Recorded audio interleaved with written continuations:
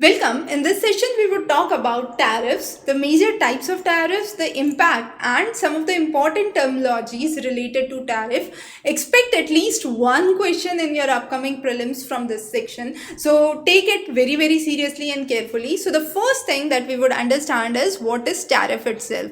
So a tax which is imposed on the imports. Let's say we have a country X here and a country Y here. Now this country X wants to get something from this country Y. So that is what is called as import. Now when this is getting this import in this country, let's say this is of a cost A. Now a tariff of nearly 50% increases the cost of the commodity A from 1 to 1.5, as simple as that. Now this tax could be in two terms, or this tariff what we call could be in two ways. It could be ad valorem or it could be specific. What is the difference? Ad valorem is a Latin term which means according to the value. So the tax is actually done in terms of percentage of the value. Usually, commonly this term is used for real estate, for property, for personal property. For example, it could be for car registrations, for people who actually purchase boat in foreign countries. So this is what is where we use the term ad valorem. Now, for example, you got a property. Now this property would be assessed on a regular basis year after year, and based on the market valuation in that region, the taxes would be imposed onto that property, and this is what is called as ad valorem. So usually the local municipalities across the world, they use ad valorem as one of the common taxes. Even this is used for car registration. So according to the value, you pay the taxes for the road, right? The next is the specific tax, that is a fixed amount per unit. So whatever you purchase, in terms of that you pay a fixed amount. So these are the two important tariffs, or the types of tariffs that we focus on. Besides that, there are other important tariffs. For example, there could be a compound tariff. Now compound tariff is nothing but a combination of ad valorem and specific tax. There can be another tariff which is called as a protective tariff. Now this is only and only with an idea to protect my domestic industries. For example, you have country X and Y, the same example here. Now this country Y produces beautiful gift items, for example. However, country X also has a local industry which produces the gift items, but the people in country X are more attracted towards the gift articles from country Y. So in order to protect the gift article industry or the local industry in country X, what they would do is they would have a protective tariff in order to ensure that there is less import of these goods from country Y to country X. So growing your domestic industry is another important aspect that is considered under a protective tariff. The next is another tariff that is for the sake of revenue generation. So we call it a revenue tariff. The sole idea is the government tries to generate more and more revenue to meet its trade deficits and the trade disruptions, right? The next one is the retaliatory tariff. Now retaliatory tariff, or what we could say the reciprocal tariff as commonly heard these days, is a tariff which is a kind of tit for tat. So you impose on us, we impose on you, as simple as that. So it is in response to the tariff which is imposed by another country. So if you impose a 20%, we would impose a 30%, for example. So that is a retaliatory or a reciprocal tariff. Now coming on to the impact of tariff. Once a tariff is actually levied on a good, what would happen? Coming on to the same example, country X and country Y again, country X now has tariff, right? So what would happen? The people, the local people in the country X would actually have to pay more.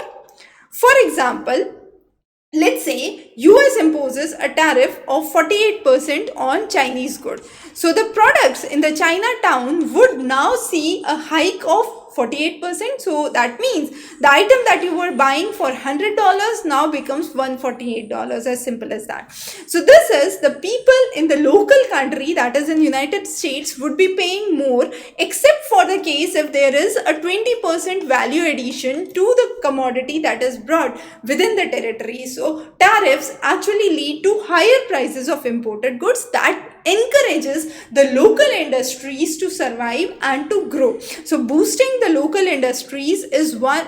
The idea is basically to boost the domestic production, protect the domestic industries, and ensure that there is a proper balance of trade that is maintained, and this balance of trade does not remain unfair. That means a certain country cannot have huge amount of tariffs on certain products and the other country won't actually do anything in return to it. Now, some of the terms that are related to tariffs are again very important for us to understand. One is the FTA, which is known as the Free Trade Agreement. Now, this is an agreement between two nations to reduce or eliminate any kind of trade barriers that exist.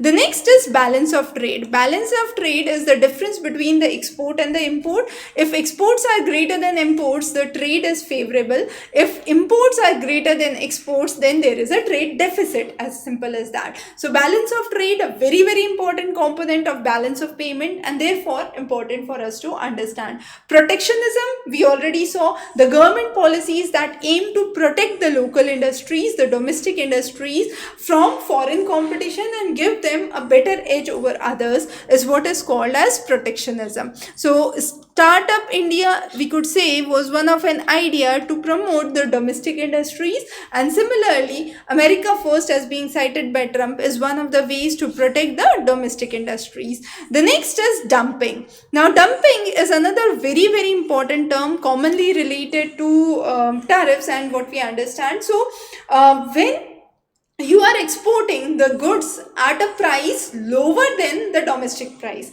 So let's say in my country X, the price for the good is 30, but when I'm exporting this, I'm exporting it for 20, and this is what is called as dumping. The next important term that we relate to tariff is countervailing the duties. So countervailing duties actually means that the tariffs which are imposed to counteract the effect of the subsidies which is provided to the foreign producer. So foreign producers coming to a country given subsidies to counteract that, what is done, the tariffs which are imposed are called as a countervailing duties or countervailing tariffs. So the again important term that we would understand is countervailing duties. It's very important to understand that sometimes foreign industries are being promoted into the country.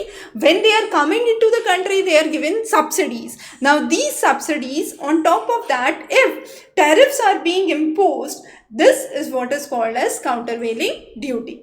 The next is anti-dumping. So dumping we already understood.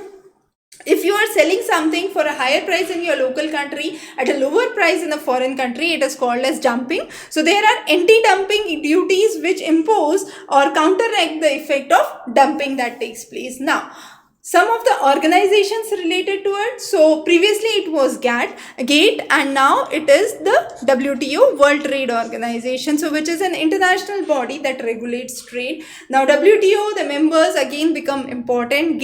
How GATT evolved into WTO, very important. We have covered a separate lecture on that in economics, so cover that separately, important. The next is MFN, very important term, and this is what is called as the most favored nation. So most favored nation is a principle of WTO that requires the country to grant actually the same trade concessions to all the member countries. So this actually ensures that all trading partners or all member countries get the same grants for the same trade, and this is another important term. The next important term that we would understand is GSP, which is Generalized System of Preferences. Now we have already talked about dumping, we have talked about countervailing duties, most favored nations.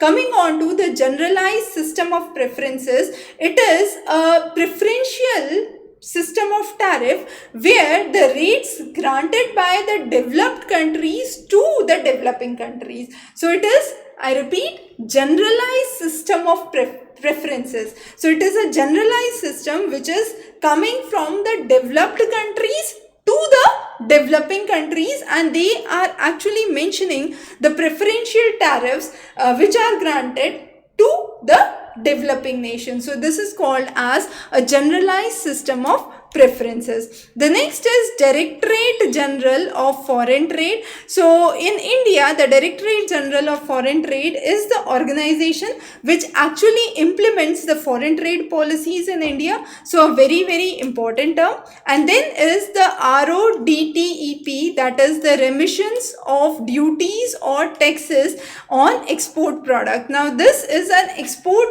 scheme which is actually to refund the embedded taxes. So these taxes are being refunded through this scheme. I repeat the scheme, that is RODTEP, very important for your examination purpose, and the acronym is the remission of duties or taxes on export products. So this is specifically on the export products and the refunds of the embedded taxes. So to refund the embedded taxes. So those are some of the key terms that we have discussed in this topic.